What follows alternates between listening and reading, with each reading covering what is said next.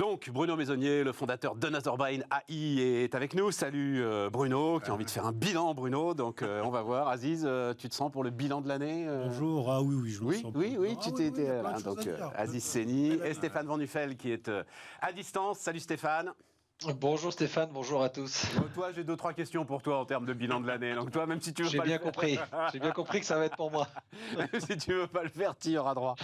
Bon, bah allons-y, Bruno, puisqu'effectivement, je me disais, question très ouverte, ce que vous avez envie de retenir de cette année. Alors évidemment, dans notre champ économique, on va laisser de côté la guerre en Ukraine, parce que je pense que, à moins que tu veuilles parler, mais évidemment, je pense que c'est ce que retiendront énormément de gens en priorité de cette année.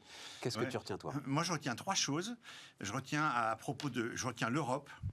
Et je trouve qu'il y avait une configuration inouïe pour qu'il y ait des avancées qui soient faites sur l'intégration entre la guerre en Ukraine, les États-Unis, le rôle qu'ils jouent, le Brexit, où tout le monde considère que finalement c'est une connerie, la Chine qui menace. Donc il y a une configuration unique pour l'Europe. Et je trouve que l'année dernière, il y a eu un sursaut européen et c'était bien. Et juste après l'attaque, tu veux dire Ouais. Et cette année, je trouve que ça a fait pchit. Et du coup, je suis inquiet parce que je me dis, si dans cette configuration inouïe, en faveur d'une intégration, de se serrer les coudes et d'être ensemble, on n'y arrive pas, je me dis, putain, est-ce qu'on va bien y arriver ? Ok. Donc moi, c'est mon premier point. Non, mais on demandera l'avis des autres. J'ai un deuxième point qui concerne l'environnement, qui est passé en gros jusqu'à maintenant, on disait, il faudrait, on ne sait pas, on n'y arrive pas, on fait rien et tout. Et puis d'ailleurs, chacun avait des idées pour que les autres fassent des efforts, ce qui continue un peu d'ailleurs. Et je trouve que cette année, on s'est passé un peu dans le champ du concret, un peu intégré un peu partout, un peu dans les entreprises. Je trouve que ça devient plus concret et on se met tous à faire des choses. Alors pas beaucoup, c'est très là, mais je trouve que on passe à l'action. Donc moi, l'environnement, je trouve que c'est une année un peu... Le choc de l'été, ça a été un été incroyable et donc un choc qui a... Oui, ça a pu jouer, je sais pas. Et après, le troisième, c'est le nucléaire, mais je ne le mets pas exactement comme tu l'as mis. Attends, parce que moi, je t'ai écrit ce que je pensais, mais les gens ne savent pas. Donc effectivement, pour moi, c'est la faillite d'EDF, le point clé. Alors moi, sur le nucléaire, ce que je retiens numéro 1, c'est les avancées incroyables dans la fusion. Parce que c'est quand même ça la solution pour tous nos problèmes mondiaux. Et toi, étant le seul ingénieur autour de la table, là, tu vas être capable de nous expliquer ce qui s'est passé ? T'as regardé tu nous expliqueras ça. L'avancée sur la fusion. Et puis le deuxième sujet qui est inquiétant sur entre guillemets, la faillite du nucléaire en France, mais c'est pas comme ça que je veux le dire. Pour moi, c'est le constat que les politiques décident en fonction de l'opinion publique qui est dans la rue ou des médias qui crient les plus forts. Et que ça nous a amené à faire des choix catastrophiques qui ont amené effectivement aux problèmes dans lesquels on est sur le nucléaire, mais c'est la conséquence de quelque chose, et c'est ce quelque chose, moi, qui m'a marqué cette année. Mais alors là-dessus, je vais le dire très très vite, et je crois que je l'ai déjà dit autour de cette table, on voit arriver, il y a en ce moment donc une commission parlementaire sur la stratégie nucléaire de la France depuis. Et je vois défiler toute une filière qui ne se remet absolument pas en question. C'est-à-dire ce que tu viens de dire là, ils le disent tous, à un moment quand même, il va falloir qu'EDF, au cœur d'EDF, l'ensemble de ceux qui ont pris de mauvaises décisions, tiens par exemple l'entrée en bourse d'EDF, qu'est-ce qu'EDF a été foutre en bourse, et qu'on ne dise pas que c'est un sujet politique. Pierre Gadonex à l'époque était très fier, EDF est devenu la première capitalisation boursière de la place de Paris devant Total. Pierre Gadonex à l'époque mais pérorait, triomphait. Donc moi j'aimerais que cette filière quand même à un moment fasse aussi son introspection et arrête de dire c'est la faute des politiques, c'est la faute des politiques, c'est la faute des politiques. Voilà. Non mais je suis d'accord. Moi c'est ces 3 choses moi. Très bien. Aziz ? Écoute, si on sort de la guerre en Ukraine, moi ce qui m'aura marqué cette année, comme beaucoup de responsables de petites boîtes, PME, TPE, c'est cette inflation qu'on n'avait pas imaginée à ce point et aussi rapidement, bien sûr tirée par les prix de l'énergie. Mais le coût d'achat de toutes nos matières s'envolait aussi rapidement et concomitamment. Super, j'ai réussi à le placer. Mais toi, t'es dans le service. Je suis dans le service, mais il y a 2-3 sujets. L'inflation, c'est aussi les taux d'intérêt, c'est aussi les prix de l'énergie. Quand tu fais de l'investissement dans l'immobilier, il y a 2-3 sujets liés en connexion avec le bâtiment, avec tous ces artisans qui travaillent et qui ont du mal à se faire livrer. Et quand ils se font livrer, avec oui, des ça prix c'est clair. Qui ont augmenté. Donc il y a toute une filière immobilière, bien de évidemment. construction. De construction, tu as le secteur des transports. Et en connexe, et en même temps, tu as une année où il y a quand même 2-3 sujets sur RH, avec les problématiques de recrutement, les problématiques où on a commencé à parler de quasi plein emploi, mais c'est pas du vrai plein emploi, parce que tu as une réserve de demandeurs d'emploi, et en même temps, tu as toutes ces entreprises qui trouvent pas, avec pour la première fois des gens cet été, des restaurateurs qui te disent bah, moi je vais réduire la voilure et je vais pas tourner à 100% mais à 60% parce que je trouve pas, et avec un sujet, et là on se retrouve avec un sujet pragmatique versus idéologique, c'est ce sujet de l'immigration de travail ou pas immigration de travail. Faut-il faire venir des gens pour prendre ces emplois ou pas? Comment faut-il faire avec cette réforme du chômage? Et mais un peu plus loin, la réforme de la retraite dont on parlera tout à l'heure. Donc voilà, pour moi, c'est une année inflation tirée par l'énergie et RH. Où sont les gens? Où sont les gens pour travailler? Stéphane? Écoute, d'abord, moi j'ai eu une année dans mon secteur d'activité qui a été très très particulière parce qu'à peu près tous les pans ont été malmenés sur 2022. Donc, sans rentrer dans la. Qui l'auraient oublié. Voilà. Pardon ? On est dans l'investissement financier pour ceux qui l'auraient oublié. Ouais, et l'immobilier qui s'est fait quand même maltraiter, qui continue à se faire maltraiter. Donc c'était la bonne année pour moi de me remettre un peu plus à l'immobilier, tu vois, comme quoi j'ai du nez. Non, les deux choses que je reporterai de façon un peu plus large par rapport à ta question. Une première chose, c'est le grand soir ou le grand lendemain, tu vois, de l'après-Covid, le télétravail, les réflexions sur notre façon de vivre, le sens qu'on donne à notre vie, etc. Finalement, moi, côtoyant beaucoup de particuliers dans leur vie, dans leurs investissements, finalement, c'est pas arrivé. Donc, les inquiétudes que beaucoup avaient sur nos façons de changer, notre façon de télétravailler, notre façon d'utiliser les bureaux, notre façon d'utiliser les transports, finalement, on revient, et l'aéronautique en est un exemple fondamental, on revient aux bonnes vieilles méthodes, parce que les êtres humains restent ce qu'ils sont. Et pour moi, c'est assez marquant. Parce qu'il y a vraiment eu 2 années très particulières, 2020-2021, où on remettait en question beaucoup de choses. Et finalement, dans cette remise en question, il y a une sorte de pragmatisme quand même qui nous ramène à on change tout, on ne change pas tout d'un coup. L'autre élément qui, moi, me marque, alors vous allez me dire c'est très franco-français, mais c'est normal, en ces temps de Coupe du Monde, on va être très franco-français. C'est cette cohabitation cachée, Stéphane, qui m'inquiète beaucoup, et j'y étais confronté sur le secteur de l'immobilier dernièrement, par rapport à des éléments dont on parlera peut-être sur le 49.3. Et ce qui s'est passé au mois de mai est un truc un peu particulier, parce que la France avait connu des cohabitations réelles avec un Premier ministre qui ne pensait pas comme le Président de la République. Là, on a un Premier ministre qui est censé penser comme le Président de la République, mais qui n'a pas de majorité. Donc aujourd'hui, beaucoup de décisions qui sont prises et qui vont être prises dans les prochains mois, franchement, ça devient un exercice de pure politique qui concrètement peut avoir des conséquences assez graves. Et au-delà, évidemment, je ne peux pas le comparer à la crise ukrainienne, évidemment c'est beaucoup plus grave pour eux, mais voilà. Le nucléaire, oui, l'énergie, c'est un vrai sujet pour cet hiver, mais franchement, cette espèce de maelstrom politique dans lequel on est enfermé, avec des prises de décision qui sont soit extrêmement brutales, soit qui vont prendre des mois, risque, alors qu'il faudrait qu'on soit un peu plus agile, de nous poser problème pour 2023. Donc voilà mon bilan 2022 qui m'inquiète un peu pour 2023. Mais alors allons-y sur la question politique, et même à ce moment-là, allons-y sur l'immobilier, puisque Aziz en disait un mot. Toi, ce qui t'inquiète, donc, alors il y a eu utilisation du 49.3, on le rappelle, mais enfin, pour les textes budgétaires, il y a utilisation du 49.3, point pour les textes budgétaires. Un budget, c'est un budget. Je ne vois pas ce qu'il y a de très inquiétant dans l'utilisation du 49.3 sur un texte budgétaire. Et alors, en l'occurrence, c'est la fin du dispositif Pinel, donc qui t'inquiète dans l'immobilier. Bon, il a fait son temps, non, Stéphane ? Non, c'est pas que la fin du dispositif Pinel, c'est qu'en fait l'immobilier, on en avait parlé un peu la dernière fois, on avait parlé de la loi climat et résilience sur l'ancien et la réhabilitation, qui est un mouvement qui s'inscrit dans la transition climatique à laquelle je souscris évidemment.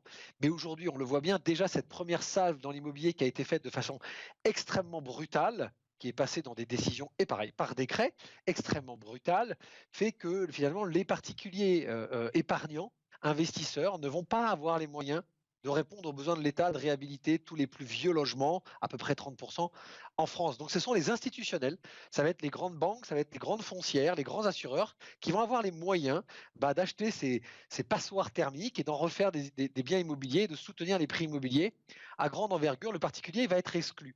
Et ben on va encore plus loin avec le dispositif Pinel. Et ce n'est pas le dispositif Pinel en lui-même, c'est que les professionnels de l'immobilier avaient déposé un amendement qui avait été défendu par un sénateur au Sénat qui connaissait son sujet. Et en fait, puisque le gouvernement français, il n'a rien contre le Pinel, c'est qu'il ne voit que d'un point de vue très large l'immobilier par l'action des institutionnels en imaginant que ce ne sont que les très gros faiseurs qui vont pouvoir régler le problème du logement en France, tout petit, dans ce 49.3 qui vote finalement le budget sur l'ensemble de la loi de finances, exclut toute discussion sur simplement une petite prolongation de ce dispositif de 3 mois qui permettait à des gens qui avaient réservé des biens immobiliers il y a plusieurs mois et qui étaient coincés parce que les banques ne pouvaient pas les financer, parce que l'État n'est pas au niveau du traitement du taux d'usure et que ça exclut des gens parfaitement finançables, là on se rend compte qu'on a un gouvernement qui n'y connaît rien en immobilier. Et ce qui est grave, c'est qu'à ce moment-là, ils ne prennent même plus le temps de discuter du fait qu'ils n'ont pas de majorité pour se le permettre. La discussion a eu lieu en amont. En quel amont elle a eu la discussion? À quel moment donné? À quel moment donné, dans la préparation du budget, ils sortent pas. Enfin, bon, tu sais très bien. Alors le chiffre après, il est polémique, etc. et tout, mais c'est 40-45 milliards d'argent public qui est consacré à l'immobilier. Qu'à un moment, les gars fassent des arbitrages, notamment sur le Pinel, et se disent bon ben voilà, on va essayer de gratter quelques centaines de millions là-dessus. Les arbitrages font forcément à un moment des mécontents. Enfin, c'est obligatoire, alors, Stéphane. Ouais, Stéphane, je redis, je suis pas un défenseur du dispositif Pinel, et là où tu élargis la discussion à finalement une vraie réflexion philosophique qu'on peut avoir. Il y a peut-être d'autres moyens, en effet, de faire du logement neuf. Là, je parle juste de cette notion de prorogation entre un Pinel classique et un super Pinel qui donc gardera les mêmes avantages fiscaux, qui coûtera aussi cher à l'État, simplement comme ce sera des normes énergétiques beaucoup plus pointues, ça fera monter les prix, ça coûtera plus cher à l'épargnant. Là, on parlait juste, tu sais, d'un délai de 3 mois jusqu'au 31 mars pour que les gens qui n'ont pas eu le temps de financer leur projet et d'acter aux conditions actuelles avant le 31 décembre puissent le faire avant le 31 mars. Qu'est-ce qui se passe en ce moment? Tu vas avoir beaucoup d'annulations. Bon, il y a 200 millions d'euros de TVA qui vont partir. Le coût de cette prolongation de 3 mois, c'est 30 millions. Voilà ce qu'a défendu le sénateur Deloye ou Desoie, qui expliquait simplement que voilà, en fermant trop tôt, on perd 170 millions. Tu me diras que pour un mec qui tient le budget, Stéphane, c'est pas cohérent à ce moment-là. Non, mais alors là, Stéphane, ils sont obligés de voter comme ça. Je rigole parce que j'entends, c'est la discussion que j'ai depuis 15 ans avec l'ensemble du secteur immobilier qui dit on rapporte plus que ce qu'on coûte. Heureusement, c'est-à-dire que Aziz, moi, Bruno, nous, tu sais quoi, on génère aussi de la TVA pour l'État, mais sans subvention. Bien sûr. C'est un truc de dingue. Nous, on y arrive sans subvention. Donc non, l'idée que l'activité génère de la TVA, oui, l'idée qu'il faille des subventions pour générer de la TVA, j'ai toujours trouvé ça un peu... Bon, mais ok, sur l'immobilier... Stéphane, c'est pas des subventions, c'est des incitations pour des clients qui payent un bien immobilier 20% plus cher que s'ils achetaient le mètre carré dans l'ancien. Bon. À quel moment donné, c'est des subventions. C'est une légende, ça. L'immobilier neuf, il est plus cher parce qu'en fait, le client paye de la TVA et une construction aux normes énergétiques qui ne sont pas, et justement on est en plein dedans, les passoires thermiques que tu achètes quand tu achètes à Paris. Il n'y a pas de subvention là-dedans. Bon. Si tu choisis ton camp, c'est soit tu fais du neuf, ça coûte plus cher et on te fait une petite carotte fiscale, soit tu fais de l'ancien, ça coûte moins cher, mais tu n'as pas de carotte fiscale. Au final, mon rendement moyen est le même. Revenons sur les sujets que vous avez avancés. Aziz, le sujet européen qui inquiète Bruno. Moi, je donne mon sentiment très vite. Mais évidemment que c'est plié, Bruno, mais ça n'a jamais existé. C'est une fiction. Mais ça, là-dessus, moi, je suis convaincu. Tu sais, en fait... Il faudrait qu'on en tire des conclusions, qu'on fasse quelque chose avec ça. En fait, et c'est Michel Rocard qui a raconté ça, depuis l'entrée de la Grande-Bretagne. Voilà. Le rêve européen, pour peu qu'il ait existé. Mais ils sont partis. Mais ils sont partis, mais ça veut dire que à partir du moment où tu acceptes de laisser rentrer la Grande-Bretagne dans cet ensemble européen, ça veut dire qu'en fait, il y a très très peu de gens qui font ce rêve qui date de Victor Hugo, des États-Unis d'Europe, de toutes ces choses-là. Et que, ce serait quoi, selon toi, la solution alors? On arrête tout, on ferme, chacun... Non, mais non, tu as une libre alliance entre des États souverains, tu essayes de construire une zone économique et monétaire manière optimale. Après, il y a un débat sur l'euro. Est-ce qu'il fallait le faire? Est-ce qu'il fallait pas le faire? On peut toujours en discuter. J'avoue que aujourd'hui, j'ai été très favorable à l'euro et aujourd'hui ma réflexion évolue. Voilà, mais là, on va dans le mur en disant ça. Pourquoi on va dans le mur? Mais parce qu'à côté, on a des blocs qui sont forts et qui continuent à grandir, et nous, on est la variable d'ajustement. Ouais. Je sais, Moi, je suis plutôt d'accord avec ça. Qu'est-ce qu'on fait au milieu de ces deux grands blocs? En fait, on n'a quasiment pas le choix. Soit on s'organise et l'union fait la force, soit chacun dans son coin. Mais excuse-moi. Mais c'est ce qu'on fait, Aziz. On s'organise. Globalement, on s'organise. Moi, je trouve qu'on a fait marche arrière sur les dernières années. C'est ça, moi, qui m'inquiète. Sur quoi est-ce qu'on a fait marche arrière concrètement? Typiquement, le truc de l'Allemagne avec la défense, avec le parapluie. Bien sûr que la France est responsable en partie. Très bien. Mais ces deux-là, ces deux blocs n'ont pas réussi à s'entendre. Et donc, conclusion, on fait marche arrière. La défense européenne. On ne fait pas marche arrière. On ne fait pas marche avant. Mais on ne fait pas marche arrière, il n'y a pas marche arrière. Les Allemands achètent des avions américains comme ils ont toujours acheté des avions américains. Tu vois, mais chaque fois qu'on renforce les États-Unis ou qu'on leur permet de séparer les gens en Europe, parce que ça amène à ça, on fait marche arrière. Non, mais ils ne séparent pas. Les États-Unis ne séparent pas les gens en Europe. Non, ils sèment un peu la zizanie quand même. C'est quand même leur intérêt. On le voit sur la guerre en Ukraine.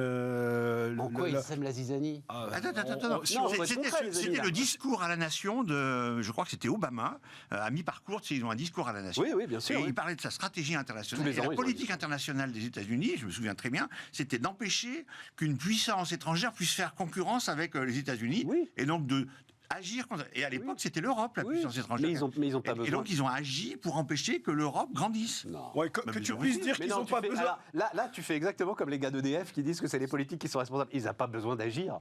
Mais l'Europe est incapable de grandir. On n'a même pas besoin des Américains pour ne pas avancer dans notre processus. Ouais, mais ils jouent là-dedans. Pas très longtemps après, il y a eu l'histoire en Serbie, pas très longtemps. Enfin, ils ont mis le doigt sur les trucs qui étaient bien séparés. Je ne suis pas d'accord avec toi. Il y a des visions dans les différents domaines qui ne sont pas homogènes.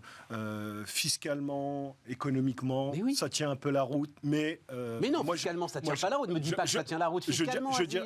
Ne dis pas que ça tient pas la route. Mais parce que c'est l'Irlande qui a un taux d'impôt sur les sociétés à 12%. Oui, mais ça avance. Le Luxembourg qui est un quasi-paradis fiscal. Les Pays-Bas qui... aujourd'hui... Non, mais attends, je tiens à dire. On avance un petit peu. On l'oublie. Je veux dire, entre reculer... Airbus, Renault, Stellantis sont des sociétés néerlandaises, en fait. Oui. Parce qu'il y a un régime fiscal aux Pays-Bas qui le permet. Oui, il y a un régime fiscal particulier au Luxembourg, il y a des régimes fiscaux un petit peu partout. Et ben voilà. Mais ça n'empêche pas que ce soit un pays unique et une stratégie unique. Nous, on n'est pas un pays unique, on n'a pas une stratégie unique. Et les Américains, ils en profitent et les Chinois en profitent. C'est cette volonté, ils ont raison, mais c'est contre nous, d'uniformiser et d'aller en avant sur ces différents points. Mais je peux pas. Enfin, moi, je ne conçois pas et je suis pas d'accord en disant on recule. Je pense qu'on n'avance pas assez vite, voire on piétine. L'Europe sociale, le droit social, le temps de travail, etc., avec tous les débats qu'il y a eu, le détachement, qui se souvient du plombier polonais, etc. Est-ce qu'on a le droit, on ne peut pas, on a le droit. Bref, j'ai l'impression que... Et puis on a élargi... On a avancé là, Aziz, on a un petit peu avancé, mais on a élargi aussi. Un petit peu avancé. Les normes sociales, ça y est, elles sont à peu près stabilisées. En France, tu as le taux de travail moyen européen, par exemple. Le temps de travail en France n'est pas aligné sur la moyenne européenne. Le nombre de congés, enfin, on peut aller au basico-basique. Commencer par le social, premier niveau. Ensuite, on a... Mais alors, Aziz, on est bien d'accord. Ça veut dire, tu vas aller dire aux gens, là, alors, au nom de l'Europe, en fait, on va travailler 40 heures. Donc, on va supprimer la moitié des jours fériés. Donc, si tu veux te mettre là-dessus aux normes européennes, c'est pas le sujet, c'est pas notre sujet. Mais tu me connais le sujet de protection sociale. Protection sociale, etc. Mais tout à l'heure, tu y faisais référence. Le problème, c'est que c'est pas la rue qui doit gouverner. Tu parlais de Victor Hugo, de Schuman, etc. C'était d'abord une vision. C'était pas le radio-comptoir ou l'institut de sondage du bistrot du coin qui indiquait à Victor Hugo sa vision. Donc aujourd'hui, ce qui nous manque, c'est quand même des gens avec des convictions et un cap à donner. On ne l'a pas. On a élargi une Union européenne. On n'était déjà pas tous d'accord et on ouvre la porte à de nouveaux désaccords. Donc déjà, rien qu'en termes de stratégie, c'est un peu surprenant. Ben non, je crois pas, moi. Bon. Non, parce que justement... Plus il y a de fous, moins il y a de rien. Mais non, au contraire. À partir du moment où tu actes... Encore une fois, c'était ce qu'expliquait Michel Rocard. Et c'était pour ça d'ailleurs que Michel Rocard était favorable à l'entrée de la Turquie dans l'Union européenne à l'époque. Donc on est au début des années 90. À partir du moment où tu actes l'entrée de la Grande-Bretagne, tu dis, et tu as le courage de dire, mais ça aucun responsable politique n'a le courage de dire, il n'y aura jamais d'union fédérale européenne. Il y a un ensemble de pays qui vont essayer de se mettre d'accord sur une vie commune à peu près stable et qui vont essayer de créer une zone économique, une zone de libre-échange, une zone de libre-circulation. Et à partir du moment où tu actes de ça, il faut faire rentrer un maximum de gens dans cet ensemble, avec des règles qui sont assez claires. C'est pour ça que, notamment, le débat avec la Pologne, le débat avec la Hongrie, qui pour une fois, n'est pas un débat économique, est un débat intéressant, parce qu'à ce moment-là, tu dis, est-ce qu'on partage un champ de valeurs qui est un champ de valeurs commun? Voilà. Et donc là, il faut faire rentrer un maximum de gens dans cet ensemble. Et je veux bien ce qu'on veut sur le bloc chinois, le bloc américain. Moi, je suis content en ce moment de vivre en Europe. Voilà. Après, chacun peut avoir sa vision des choses. Je sais pas, on reparlera du bloc chinois dans 20 ans, on reparlera des équilibres de la société américaine dans 20 ou 30 ans. Oui, ça fait 30 ans qu'on dit ça. Ça fait 30 ans qu'on... Non, mais je suis d'accord. Bon, voilà. Attends, Stéphane ne s'est pas exprimé là-dessus. Stéphane? Ouais, non, je voulais juste dire, c'est hyper intéressant, c'est un sujet qui est sans fin et vous avez quelque part tous raison. Moi, je vais juste rappeler un truc qui est important et je pense qu'il faudrait vraiment se reposer la question. Pour moi, aujourd'hui, et c'est un sujet que j'adore, moi, l'Europe, on s'est trompé, ou en tout cas, on a perdu le fil des grands penseurs de l'Europe et comment il faut la construire. Aujourd'hui, l'Europe, c'est dans l'ordre, il y a 6 points et il y a 6 étapes. Et on les a pris, en tout cas, à mon point de vue, elles ont été prises à l'envers. L'Europe, il fallait penser avant toute chose, parce qu'au départ, c'était des échanges commerciaux, mais avant ça, il fallait penser, pour moi, le premier point, aujourd'hui, au XXIe siècle, premier point, c'est fiscal.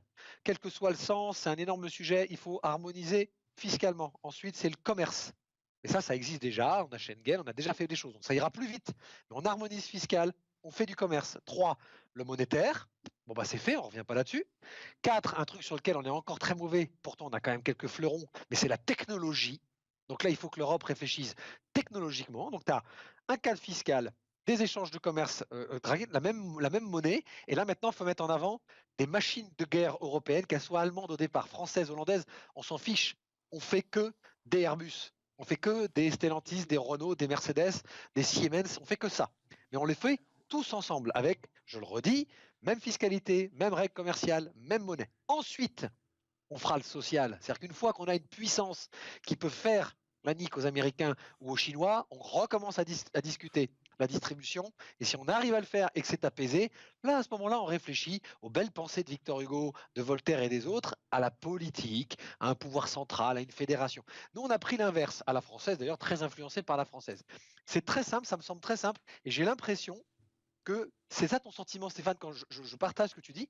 C'est pas qu'on n'avance plus, on recule pas. C'est qu'en fait, on ne sait plus vraiment quel est le sujet dans lequel il fallait le prendre. Et je pense que si on le faisait dans cet ordre-là, sachant qu'il y a des points qui sont déjà très avancés, ça ressoucourrait le cocotier et on serait à ce moment-là déjà une force commerciale puissante dans le monde qui deviendrait donc une force politique. Tu n'es politiquement fort dans le monde que si tu as de l'argent et si tu as un poids. Voilà. Et malheureusement, l'Europe en ce moment se disperse et les Américains. Je suis désolé, Madame Merkel, mais l'histoire récente de l'Allemagne nous montre que tu peux être très, très, très, très, très fort commercialement et néanmoins justement, Stéphane, ne pas avoir la maîtrise de ton destin. Attends, vas-y, un mot, Stéphane, et puis on change de sujet. Je voulais juste finir sur ça. Les États-Unis, quel que soit le parti, je partage parfaitement ce qu'a dit Bruno, jouent typiquement dans les rencontres privées américano-allemande ou américano-française, joue typiquement la carte de la séparation entre l'Allemagne et la France. Ils ont parfaitement compris que la Hollande, le Luxembourg, le machin, ça valait que dalle, que le seul sujet pour les Américains et les Chinois aussi, c'est que les Français et les Allemands continuent à ne pas s'entendre entre une politique de l'offre et une politique de la demande. Et l'erreur, elle est là. Ils n'ont pas besoin de nous pour ça. Oui, qu'ils appuient là où ça fait mal, ok. Mais ils n'ont pas besoin de nous pour ça. Allez, parlons-en des Américains, parce que c'est chez eux que ça se passe quand même. Donc Bruno, alors on en a dit quelques mots hier, mais moi je voulais... C'est les Échos, on va voir la une des Échos d'ailleurs, qui fait grand cas de ça. Donc je ne sais pas s'il fallait en faire grand cas ou pas. Donc un chatbot qui s'appelle ChatGPT marque un tournant, écrit les Échos, pour l'intelligence artificielle. Voilà, on voit la une des Échos, donc c'est un peu sur la droite là. C'est ton métier, donc voilà. C'est une rupture Il y a quelque chose qui s'est passé, mais c'est pas un tournant pour l'intelligence artificielle. C'est-à-dire que c'est une évolution de ce que tout le monde fait, le deep learning. Ils ont amélioré la façon de comprendre les questions des utilisateurs, voilà, alors qu'avant on comprenait pas toujours, etc. Donc ils ont amélioré ça, et ils ont amélioré la façon de synthétiser et de produire une réponse. Comment ils ont amélioré ça? C'est exactement du deep learning, c'est-à-dire qu'ils ont pris des quantités colossales de données. La moitié d'Internet, ils ont pris. Mais alors que les autres font ça avec des systèmes d'optimisation mathématique, eux, ils ont fait ça avec des systèmes d'optimisation humaine. C'est-à-dire, est-ce que cette réponse est pertinente par rapport à... Et ils ont fait ça en utilisant les réponses que des humains avaient déjà fait. Voilà. Le changement principal, il est là. D'accord. Et avec ça, ils ont fait un gigantesque réseau de neurones. Oublions pas un truc. 175 milliards de coefficients calculés. Je ne sais pas ce que ça veut dire. J'aimerais savoir le coût énergétique, mais quand tu fais un réseau de neurones typique, tu as quelques millions de coefficients, voilà, et ça te coûte grosso modo 500 kW pour le faire, pour l'élever. L'empreinte carbone de faire un réseau de neurones typique, c'est l'équivalent de 5 bagnoles pendant toute leur durée de vie. D'accord. Là, on est à 175 milliards, c'est-à-dire... 100 000 fois plus. Donc, j'aimerais bien savoir le coût monstrueux en énergie et l'empreinte carbone de ce truc-là. C'est tellement d'ailleurs qu'aujourd'hui, ils ont fermé le site parce qu'il y a un certain nombre de personnes qui ont fait des demandes et que c'est impossible de gérer tout ça tellement ça consomme. Bon. Thomas, qui était avec nous hier, avait été sur le site et il a été bluffé. C'est pour ça qu'on je voulais qu'on en parle ensemble. Le résultat est bluffant, mais il faut faire attention. Il est bluffant et tout le monde va s'en servir. Parce que quand tu fais des requêtes Internet, tu te retrouves avec tout un tas de réponses. Et la question, c'est qu'est-ce que je fais avec ces réponses? Alors, tu vas voir dedans, tu ressors. Là, il te fait une réponse qui est une synthèse de plein de réponses possibles. Donc, il te fait déjà une synthèse. Et quand tu lui dis, ouais, mais attends, je veux quelque chose de plus précis, j'en sais rien, c'est pas assez formel comme réponse, c'est trop formel et tout, il te le reformule en prenant en compte ton contexte et ce que tu as déjà dit. Et donc, petit à petit, il va vers quelque chose qui te correspond. Est-ce que comme donc, c'est vachement bien. Attends, juste pour ça. Par contre, ça reste basé sur des réseaux de neurones, etc., c'est-à-dire sur de la statistique. Mis là derrière, ça reste. Ça veut dire que si tu lui poses une question sur, on serait au XIIIe siècle, on pose une question sur est-ce que la Terre est le centre de l'univers ou est-ce que c'est autre chose, ça t'aurait dit que oui.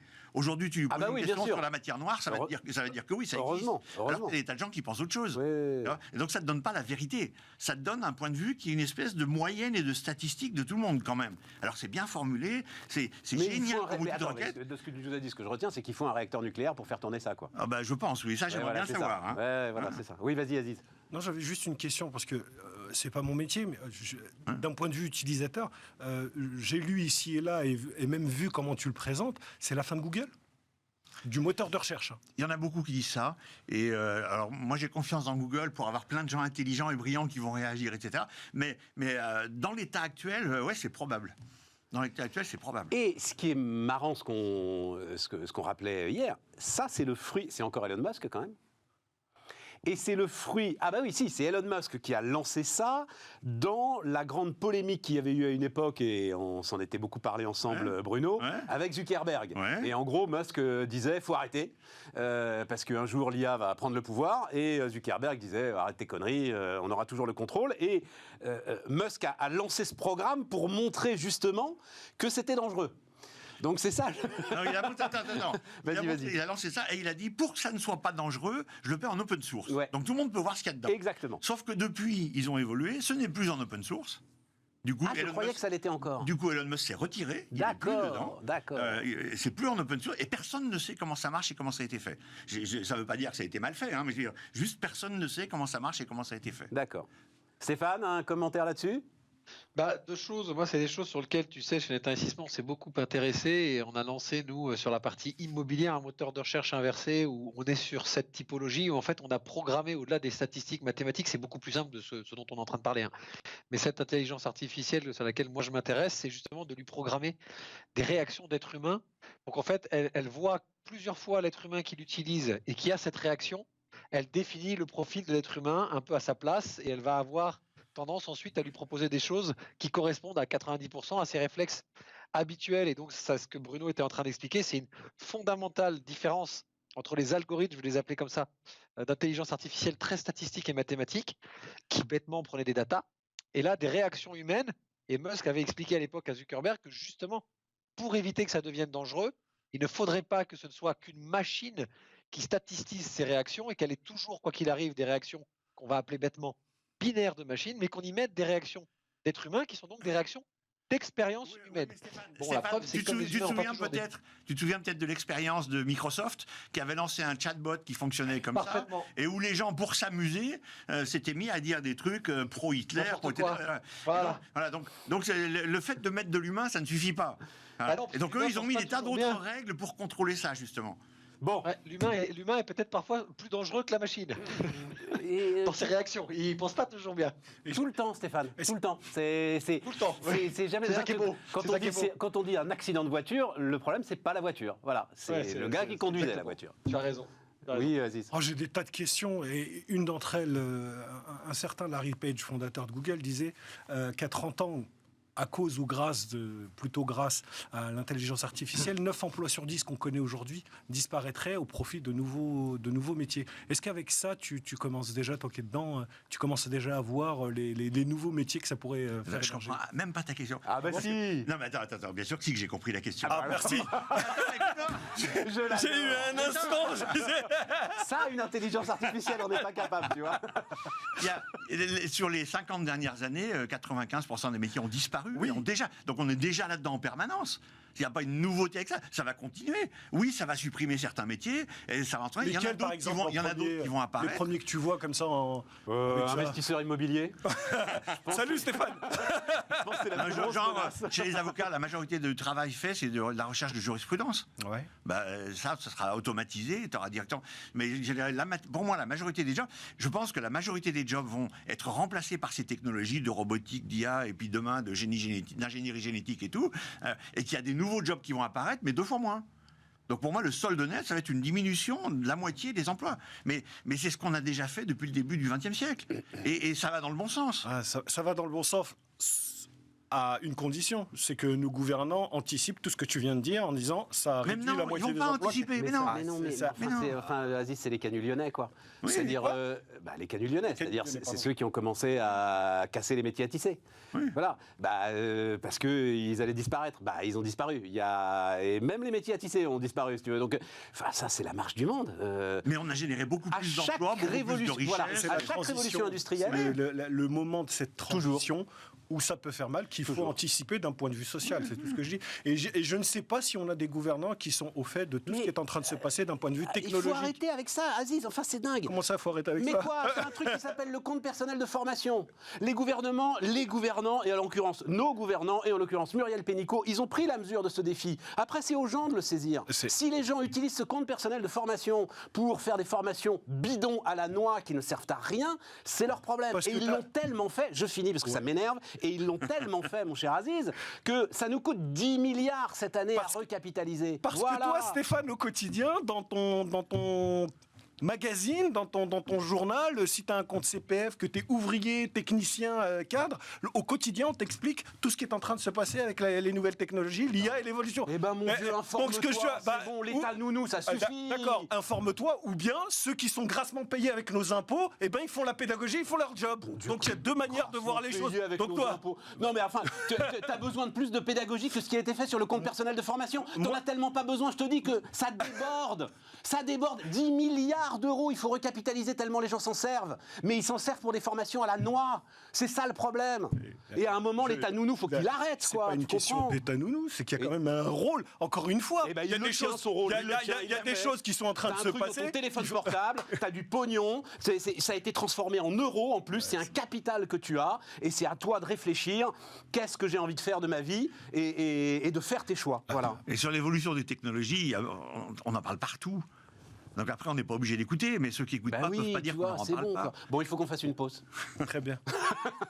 Je vous aime tous. À tout de suite.